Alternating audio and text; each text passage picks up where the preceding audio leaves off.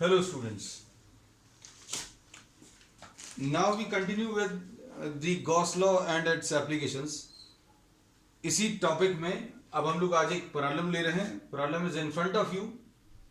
इसमें electric field components are given. Electric field components मतलब X direction में कुछ वैल्यू दी हुई है जो कि एक्स के ऊपर डिपेंड कर रही है. Electric field along the x direction जो है एक्स के ऊपर डिपेंड कर रही है. मतलब ये है कि एक्स अगर आप चेंज करेंगे तो इलेक्ट्रिक फील्ड चेंज होगी. तो अब हम लोग इसमें पहली चीज जो कह सकते हैं इसके बारे में कि electric field along the x direction is non uniform. Non uniform है. अभी तक जितने भी प्रॉब्लम्स अभी हम लोगों ने लिए हैं उन सभी में इलेक्ट्रिक फील्ड जो है यूनिफॉर्म इलेक्ट्रिक फील्ड थी. हम लोगों ने ये क्यूब का भी प्रॉब्लम लिया है पिछली क्लासेस में कि अगर ये क्यूब रखा हुआ है किसी यूनिफॉर्म इलेक्ट्रिक फील्ड में तो जितनी नंबर ऑफ फील्ड लाइंस अंदर जाएंगी उतनी ही बाहर निकलेंगी.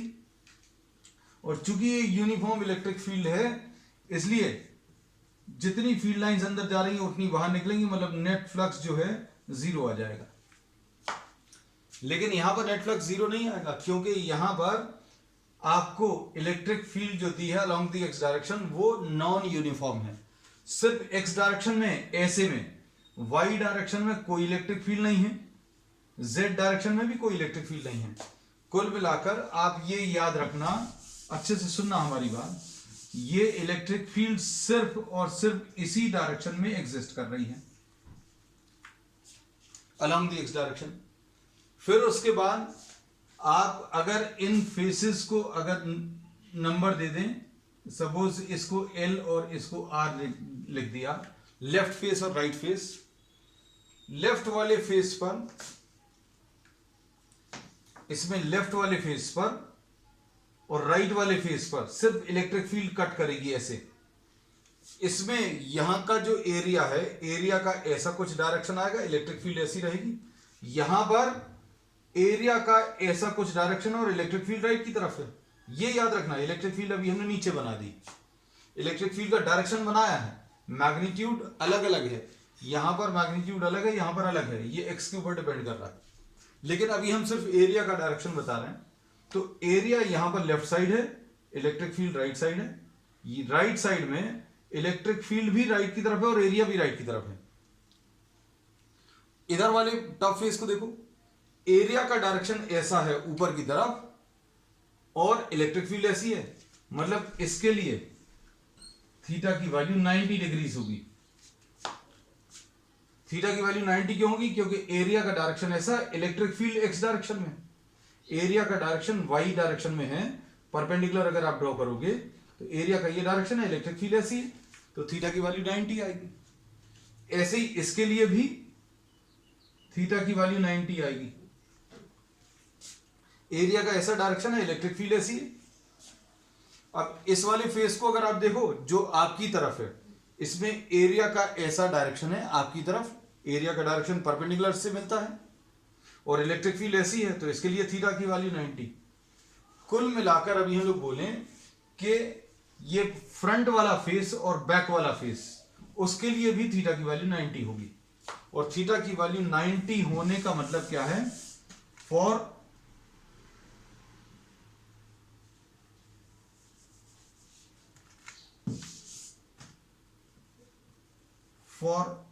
टॉप एंड बॉटम थीटा की वैल्यू 90, मतलब फ्लक्स की value E into D S into cos 90 आएगा, यानी ये जीरो आएगा टॉप और बॉटम के लिए. तो ये वाली कैलकुलेशन नहीं करेंगे टॉप और बॉटम वाली. फिर फ्रंट वाला फेस, फ्रंट फेस उसको बोल रहे हैं जो आपकी तरफ है, और बैक साइड पर front face and the back side,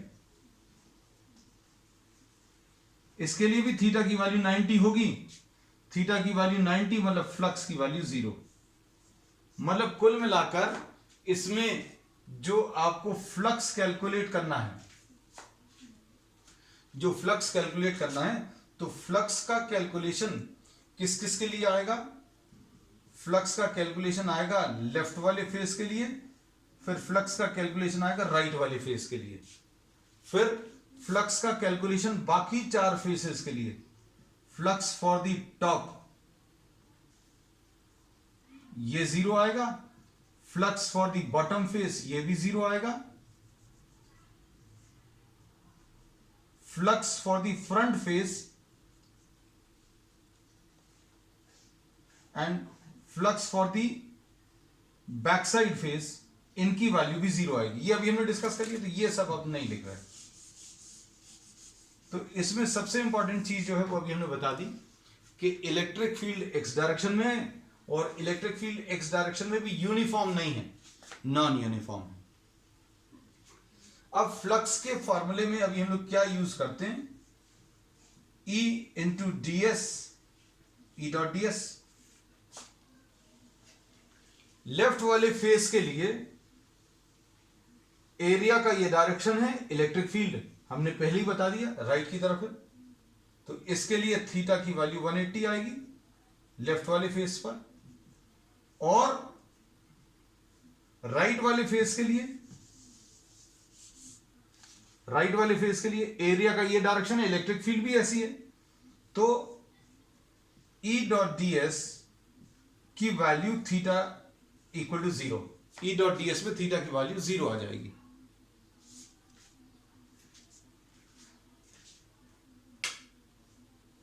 तो इसमें अभी हम लोग क्या कह सकते हैं कि फ्लक्स अगर कैलकुलेट करनी है तो लेफ्ट वाले फेस के लिए और राइट वाले फेस के लिए, सिर्फ 2 चीजों के लिए कैलकुलेशंस करने हैं। और ये कैसा मिलेगा, E into D S into cos 0, left वाले फेस के लिए इलेक्ट्रिक फील्ड EL लिख दिया, प्लस सॉरी ये 180 है, और यहां पर कितना है E into D S into cos 0, theta की वैल्यू 0 है किसके लिए, राइट वाले फेस के लिए, और इस इलेक्ट्रिक फील्ड को ER लिख दिया। अब इसमें EL और ER क्यों लिखा, इसका कारण क्या है, क्योंकि लेफ्ट वाले फेस पर डिस्टेंस x वाला डिस्टेंस, यहां पर अगर आप देखें, अगर कोई बॉक्स रखा हुआ है, इस बॉक्स का लेफ्ट फेस a डिस्टेंस पर है, तो राइट वाला फेस जो है 2a डिस्टेंस पर होगा। फॉर द लेफ्ट फेस हम इसको रब कर दे रहे हैं,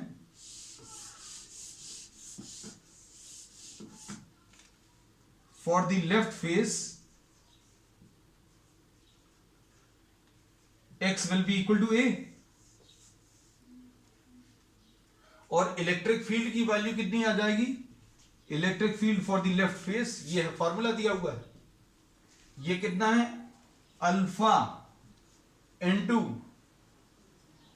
x की value a to the power 1/2। E की वैल्यू जो है x के ऊपर डिपेंड कर रही है, और लेफ्ट वाले फेस पर x की वैल्यू a है। ये मान लीजिए ऐसा कुछ रखा हुआ है, इसका लेफ्ट वाला फेस जो है a डिस्टेंस पर है, इसका साइज भी a है, तो राइट वाले फेस के लिए ये a और a मिलाकर राइट वाले फेस के लिए x की वैल्यू 2a आ जाएगी। तो फॉर द राइट फेस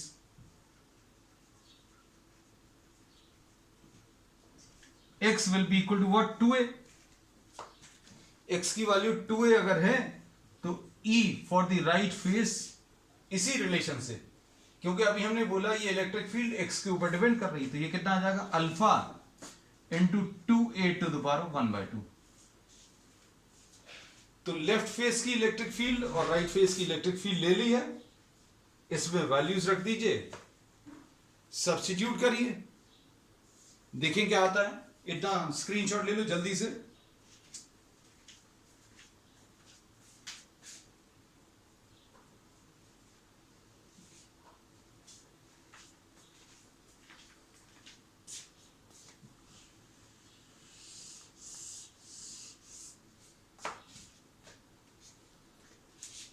अब इसमें फ्लक्स के कैलकुलेशन में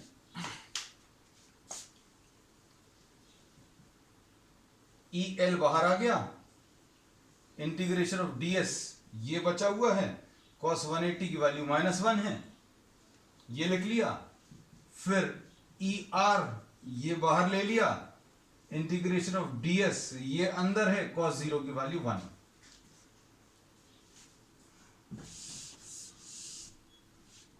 एक एक स्टेप रब करते जा रहे हैं, so that you are able to note it down and I am able to write. E L है इंटीग्रेशन ऑफ डीएस, ये माइनस साइन बाहर ले लिया। इंटीग्रेशन ऑफ डीएस का मतलब क्या है, ये जो छोटा सा एरिया अभी हम लोगों ने लिया था, ये सारे एरियाज को अगर आप ऐड करोगे तो इसमें total area of the left face आ जाएगा।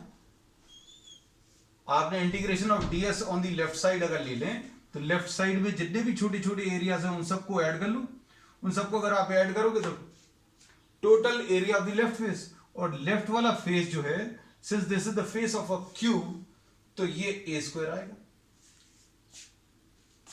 यहां पर जो छोटा सा डीएस है, इस पे भी अगर आप देखें जितने भी छोटे छोटे एरियाज हैं आप ऐड अगर करोगे तो ये कितना आ जाएगा, area of the right face,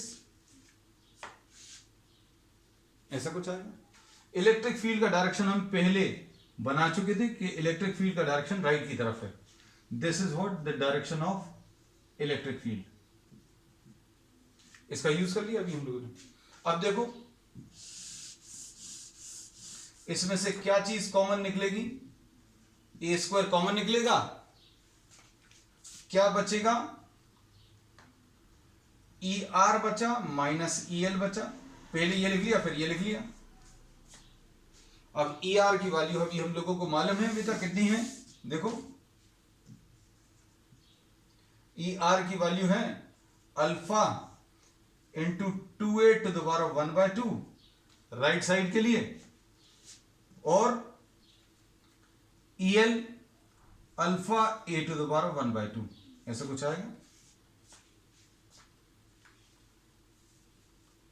इसमें लेफ्ट साइड की इलेक्ट्रिक फील्ड और राइट साइड की इलेक्ट्रिक फील्ड दोनों अलग अलग हैं, क्योंकि प्रॉब्लम में दिया हुआ है। प्रॉब्लम में ये दिया है कि इलेक्ट्रिक फील्ड एक्स के ऊपर डिपेंड कर रही है। लेफ्ट वाले फेस पर एक्स की वैल्यू ए है, राइट वाले फेस पर एक्स की वैल्यू 2a है। तो एक्स की वैल्यू a रखी तो लेफ्ट वाले फेस की मिल जाएगी वैल्यू, और इधर के लिए एक्स की वैल्यू 2a रख लें, ये a और ये a मिला लें तो alpha into 2a to the power 1/2, ये राइट वाली वैल्यू, ऐसा कुछ आएगा। अब इसमें देखो फ्लक्स कैलकुलेट करनी थी। फ्लक्स के कैलकुलेशन में सारी वैल्यूज आपको मालूम है। अल्फा आपको कितना 500 मालूम है, ए की वैल्यू 0.1 मालूम है। सारी वैल्यूज को सब्स्टिट्यूट कर लो, सिंप्लीफाई कर लो, फ्लक्स मिल जाएगा।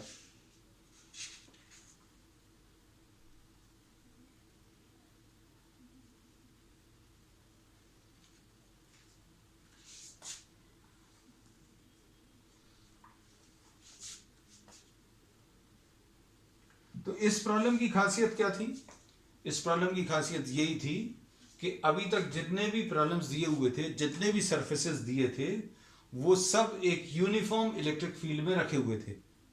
लेकिन यहां पर ये पहला एक ऐसा प्रॉब्लम है जिसमें ये एक क्यूब एक नॉन यूनिफॉर्म इलेक्ट्रिक फील्ड में रखा है, और ये non uniform electric field x direction में है और ये एक्स के ऊपर डिपेंड कर रही है।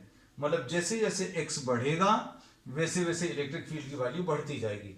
लेफ्ट वाले फेस पर एक्स की वैल्यू a है तो कुछ वैल्यू आएगी, राइट वाले फेस पर एक्स की वैल्यू 2a है तो इलेक्ट्रिक फील्ड कुछ और आएगी। बाकी सारे कॉन्सेप्ट्स बिल्कुल वैसे ही हैं कि लेफ्ट फेस पर ds का ऐसा डायरेक्शन है, इलेक्ट्रिक फील्ड राइट की तरफ, तो थीटा की वैल्यू 180 आएगी। राइट वाले फेस पर ds का ये डायरेक्शन है, इलेक्ट्रिक फील्ड भी ऐसा ही है, तो थीटा की वैल्यू 0। बाकी सारे फेसेस के लिए इसमें थीटा की वैल्यू 90 आएगी तो फ्लक्स की वैल्यू 0। ये अभी हम रब कर देना because we have written down I think all this. तो ये कितना आ जाएगा बेटा,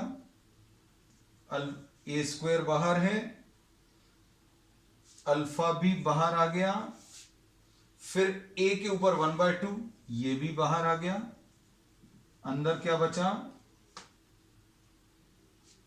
अंदर क्या बचेगा, अल्फा निकल आया, a निकल आया, तो यहां पर √2 बचा और -1 बचा। तो ये कितना जाएगा, ए की वैल्यू अभी हमें मालूम है,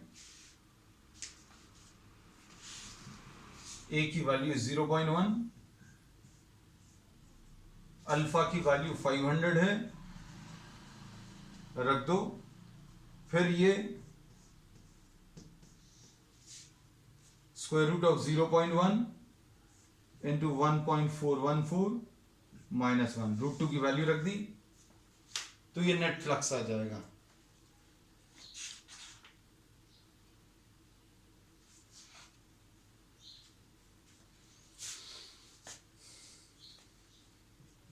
तो ये सॉल्व करने पर ये 1.05 कुछ आ रहा है।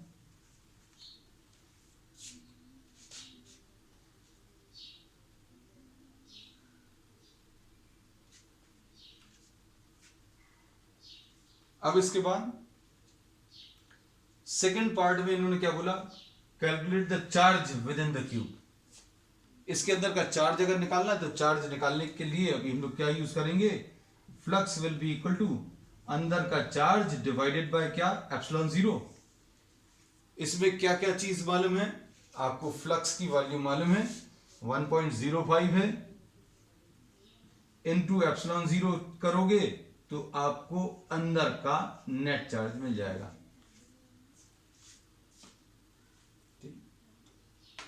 इसको कंप्लीट कर लेना। इस टाइप के प्रॉब्लम्स बोर्ड एग्जाम में आए हुए हैं, है ना। तो this is a important problem, competitive exams में भी इस टाइप के प्रॉब्लम्स मिले। Will be discussing some more problems. चूंकि ये पहला प्रॉब्लम था इस टाइप का, तो थोड़ा सा टफ लगा होगा।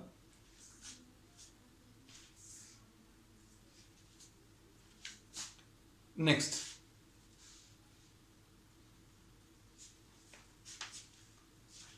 टॉपिक अभी हम लोग इसमें ले रहे हैं,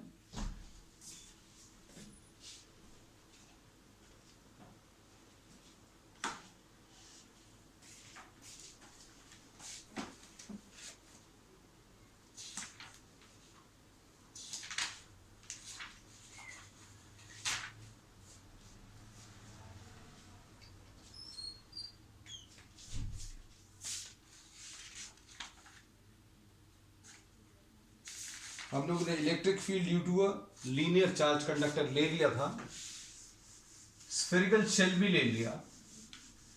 अब इसमें नेक्स्ट टॉपिक अभी हम लोग ले रहे हैं, ये थोड़ा सा समझने में बहुत टफ है।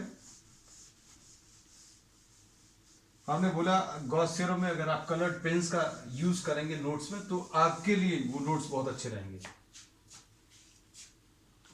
Next topic, electric field intensity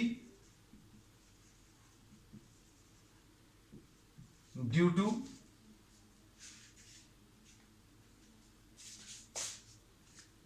a uniformly charged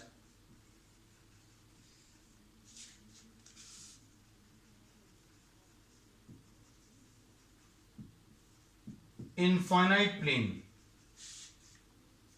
uniformly charged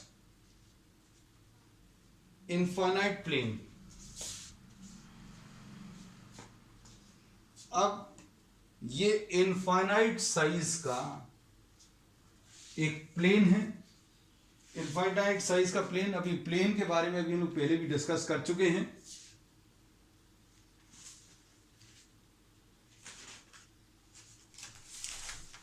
plane surface अगर अभी हम लोगों को लेना है,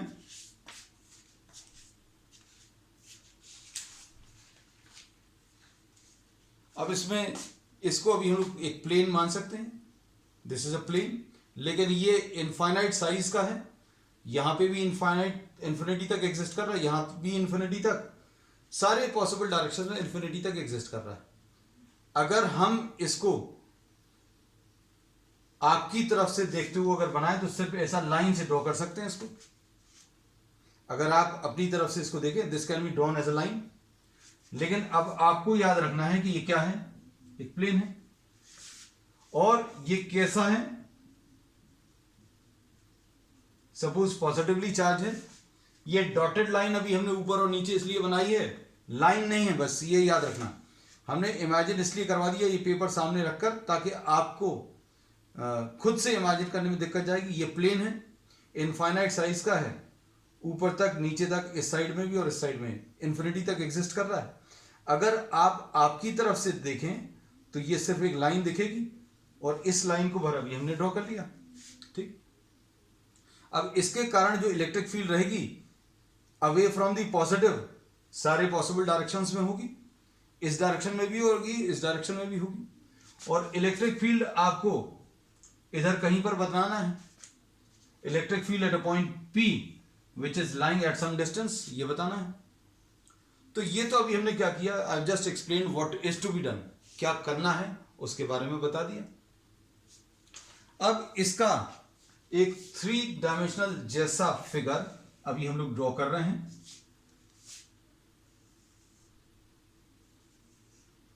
ये जिगजैग अगर अभी हमने दिखा दिया, मतलब ये सारे पॉसिबल डायरेक्शंस में कहां इंफिनिटी तक एग्जिस्ट कर रहा है, और ये ऐसा कुछ रखा हुआ है, place perpendicular to the paper, और ये पॉजिटिवली चार्ज है, so we are drawing this positively charge.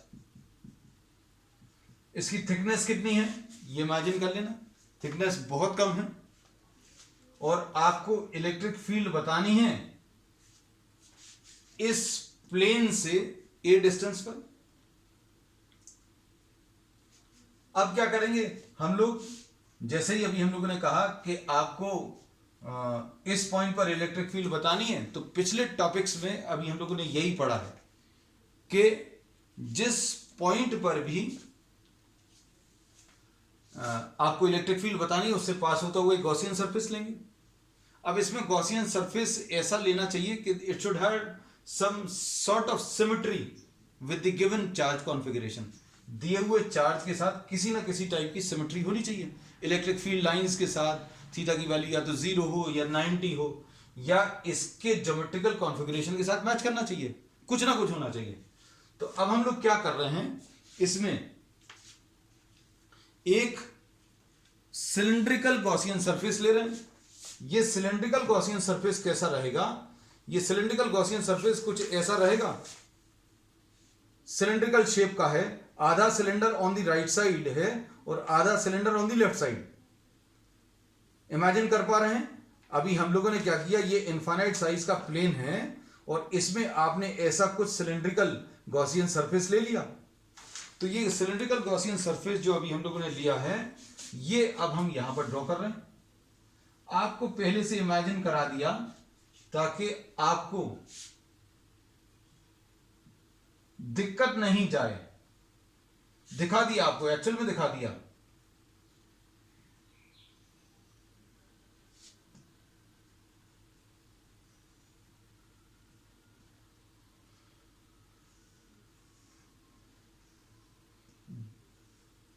we are taking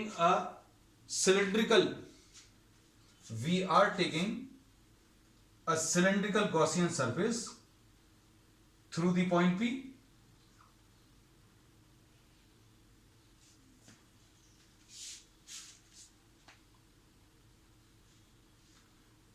अब हम लोगों का नेक्स्ट काम क्या है, पहला काम तो अभी हमने बता दिया कि आपको एक गॉसियन सरफेस लेना है जो दिए हुए पॉइंट से पास करता है।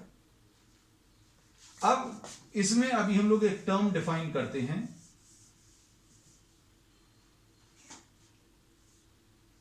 Sigma surface charge density.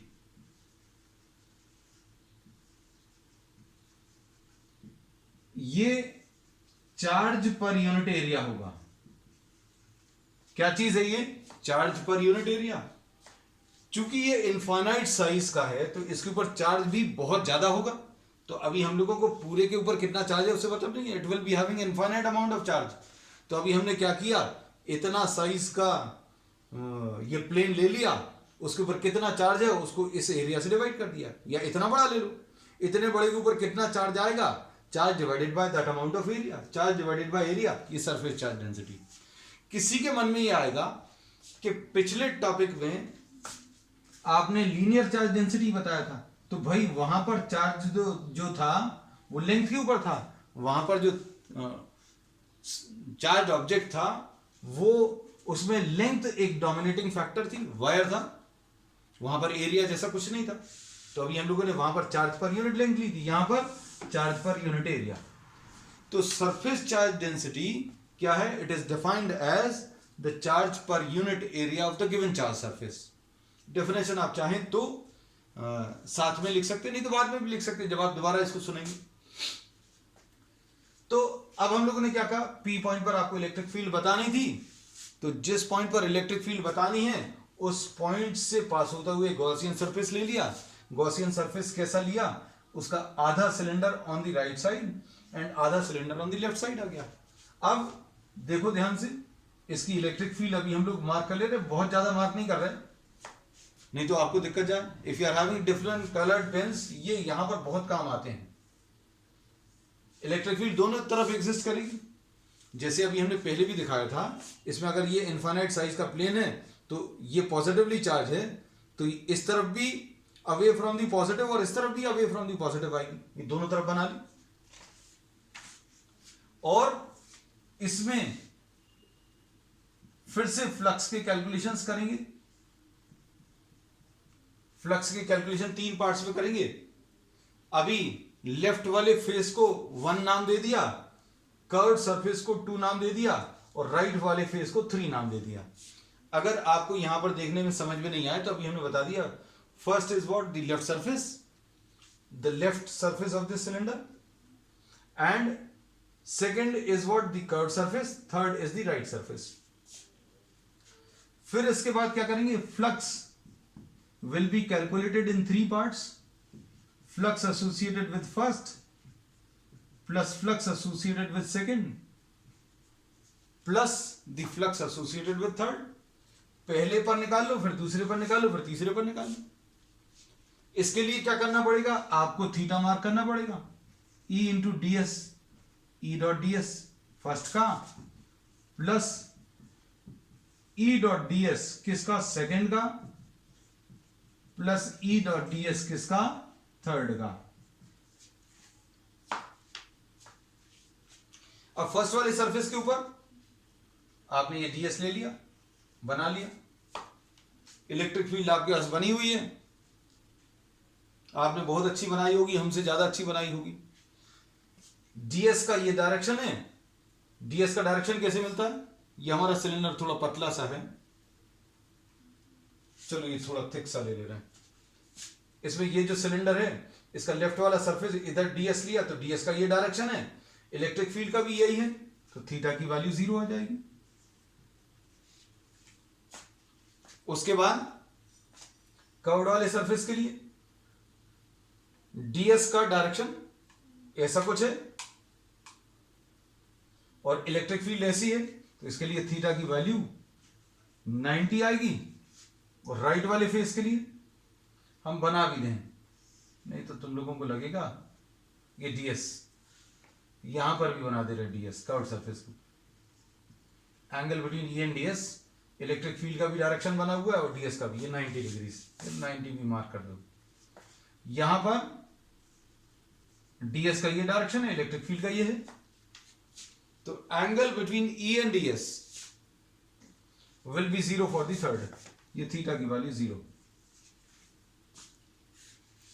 अब देखो इस कैलकुलेशन में ये ई डीएस कॉस 0 आएगा फर्स्ट वाले के लिए, यहां पर ई डीएस कॉस 90 आएगा सेकंड वाले के लिए, फिर ई डीएस कॉस 0 आएगा किसके लिए? थर्ड के लिए।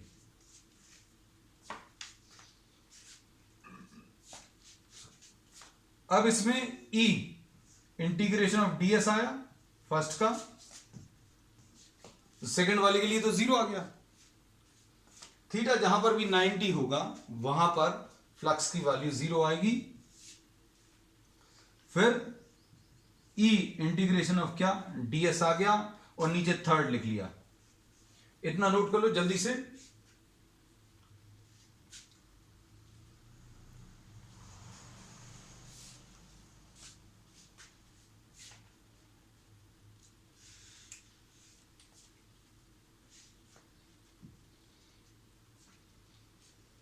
अब देखो इसमें आगे ई फ्लक्स अगर कैलकुलेट करें, flux will be E into integration of D S, integration of D S for the first, यानी फर्स्ट के ऊपर जितने भी छोटे छोटे एरियाज हैं उन सबको ऐड कर लू।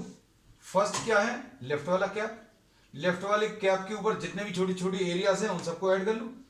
तो ये कितना आ जाएगा, सपोज ए लिख दिया इसको,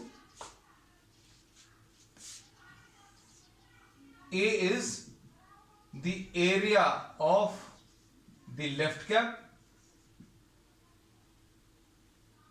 लेफ्ट सरफेस, या area of the end caps लिख देना तो वो दोनों में कवर हो जाएगा, area of the end caps. और इधर पर कितना आ जाएगा थर्ड वाले के लिए, इसके लिए भी ई इंटू ए आ जाएगा। Area of the cylindrical surface, ये जो राइट वाला जो सरफेस है ये वाला, इसको ए बोल दिया, ये भी ए है, लेफ्ट साइड में भी यही है, इसका भी एरिया ए है, तो ई ए प्लस ई ए 2EA आ जाएगा।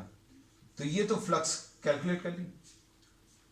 तो 2-3 स्टेप्स अभी हम हर जगह पर बोलते हैं, यहां पर भी वही है कि जिस पॉइंट पर आपको इलेक्ट्रिक फील्ड निकालनी है उससे एसोसिएटेड, उससे पास होता हुआ गॉसियन सरफेस लो, गॉसियन सरफेस ले लिया, पहली स्टेप हो गई। दूसरी स्टेप हम बोलते हैं कि आप फ्लक्स निकाल लो, उस सरफेस में फ्लक्स निकाल ली, ये दूसरी स्टेप भी हो गई। अब तीसरी फिर फाइनल स्टेप हमने सभी जगह बोला है क्या, कि इसके बाद आप गॉस लॉ लगा दो। गॉस लॉ अगर आप अप्लाई करेंगे तो गॉस लॉ क्या है, phi E is equal to अंदर का net charge divided by epsilon zero. अब अंदर का नेट चार्ज कैसे पता चलेगा, देखो इसमें ये जो अभी हमने लिया था ये इनफाइनाइट प्लेन, अब इसमें जो गॉसियन सरफेस लिया था वो ऐसा कुछ था, तो ये वाला जो सिलेंड्रिकल गॉसियन सरफेस अभी हमने लिया है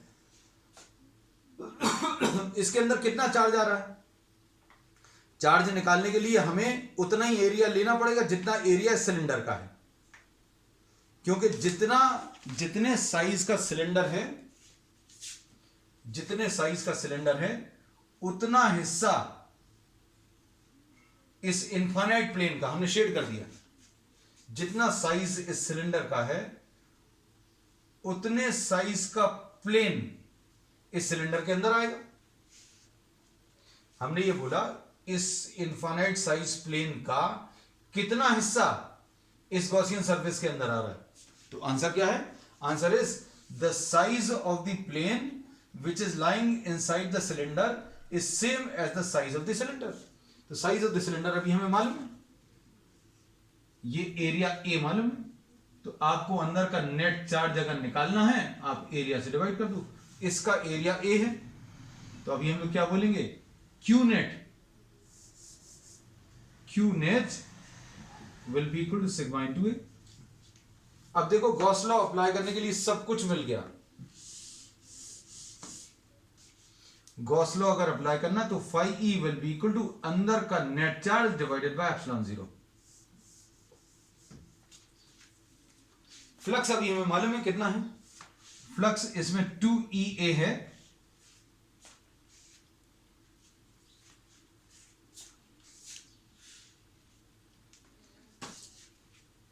फ्लक्स इसमें 2EA है इज इक्वल टू अंदर का नेट चार्ज सिग्मा इंटू ए है डिवाइडेड बाय एप्सिलॉन जीरो। तो अब इसमें देखो ए और ए कैंसिल होगा तो इलेक्ट्रिक फील्ड की वैल्यूज कितनी मिल जाएगी, सिग्मा अपॉन 2 एप्सिलॉन जीरो। ये इलेक्ट्रिक फील्ड का फाइनल रिलेशन है, नोट कर लो जल्दी से। इस इलेक्ट्रिक फील्ड के रिलेशन में डिस्टेंस कहीं पर भी नहीं आ रहा, डिस्टेंस मैटर नहीं कर रहा, डिस्टेंस नहीं आ रहा मतलब ये सिर्फ चार्ज डेंसिटी के ऊपर डिपेंड कर रहा। Electric field is depending only on the surface charge density, और एप्सिलॉन जीरो तो कांस्टेंट है। तो electric field which is obtained due to a uniformly charge infinite plane will be a uniform electric field. इसके एक तरफ अगर आप देखें राइट साइड में या लेफ्ट साइड में, तो electric field will be uniform. क्यों? क्योंकि ये डिस्टेंस के ऊपर डिपेंड नहीं कर रही।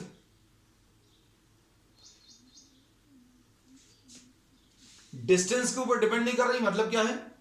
डिस्टेंस के ऊपर डिपेंड नहीं कर रही, इसका मतलब यह है कि इलेक्ट्रिक फील्ड जो है that will be a uniform electric field. ये यूनिफॉर्म इलेक्ट्रिक फील्ड है क्योंकि इसमें कहीं पर भी डिस्टेंस वाला टर्म नहीं आ रहा।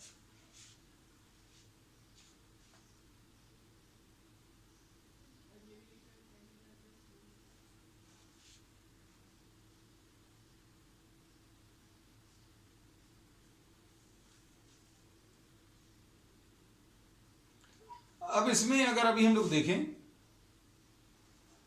तो जैसा कि अभी हमने बताया, electric field due to infinite size charge plane is a uniform electric field, क्योंकि ये डिस्टेंस के ऊपर डिपेंड नहीं कर रही, ये सिर्फ सरफेस चार्ज डेंसिटी के ऊपर डिपेंड कर रही है। अब इसमें अभी हम लोगों ने किया क्या है,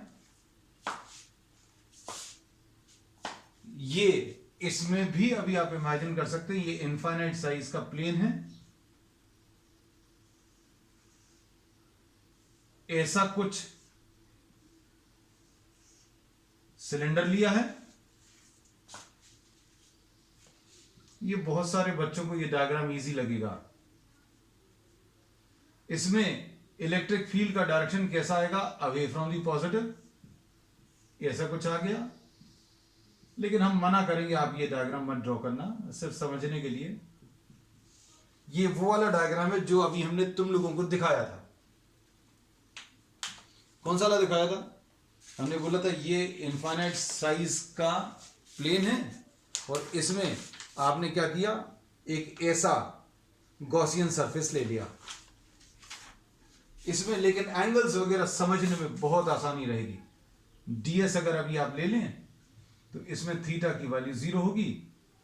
यहां पर ये जो डीएस लिया है इसके लिए थीटा की वैल्यू 90 होगी। यहां पर जो डीएस लिया है उसके लिए थीटा की वैल्यू 0 आएगी। और फ्लक्स का कैलकुलेशन किस किस के लिए आएगा? फर्स्ट वाले के लिए, फिर फ्लक्स का कैलकुलेशन सेकंड वाले के लिए, और फ्लक्स का कैलकुलेशन थर्ड वाले के लिए। इससे कर लेना, ठीक है।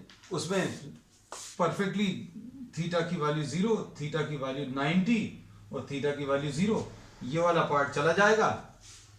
E into D S into cos 0 आएगा, E बाहर आकर E इंटू ए आएगा ये, और ये भी E इंटू ए आएगा।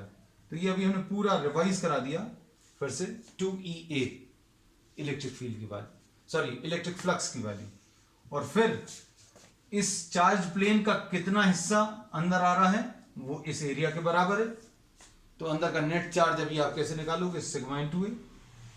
तो कैलकुलेशंस परफेक्टली बिल्कुल वैसे ही हैं, ठीक है। That's all for today. Will continue with the same topic on the next turn.